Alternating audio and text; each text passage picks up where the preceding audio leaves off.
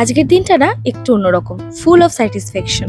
আজ আসলে যা যা করবো ভেবেছি সব কটাই করতে পেরেছি। ব্রেকফাস্টে খেয়েছি দই মুসলি আর লাঞ্চে খেয়েছি সিম্পল ঘর কা খানা। বিকেল বিকেল বেরিয়ে পড়লাম দত্তগিরির উদ্দেশ্যে।